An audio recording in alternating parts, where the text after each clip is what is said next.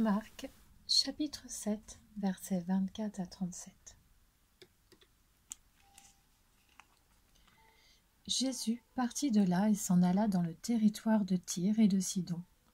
Il entra dans une maison, désirant que personne ne le sache, mais il ne put rester caché, car une femme, dont la fillette avait un esprit impur, entendit parler de lui et vint se jeter à ses pieds.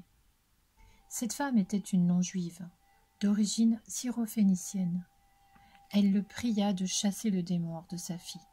Jésus lui dit : « Laisse d'abord les enfants se rassasier, car il n'est pas bien de prendre le pain des enfants et de le jeter aux petits chiens. » « Oui, Seigneur, lui répondit-elle, mais les petits chiens sous la table mangent les miettes des enfants.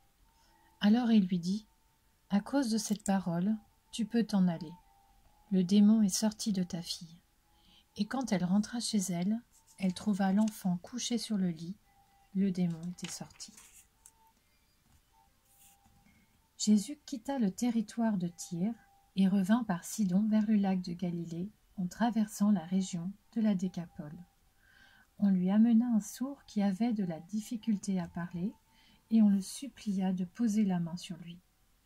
Il le prit à part, loin de la foule, lui mit les doigts dans les oreilles et lui toucha la langue avec sa propre salive. Puis il leva les yeux au ciel, soupira et dit : « Ephphatha », c'est-à-dire « Ouvre-toi ». Aussitôt ses oreilles s'ouvrirent, sa langue se délia et il se mit à parler correctement. Jésus leur recommanda de n'en parler à personne, mais plus il le recommandait, plus il le proclamait. Rempli d'étonnement, il disait : « Il fait tout à merveille, il fait même entendre les sourds et parler les muets. »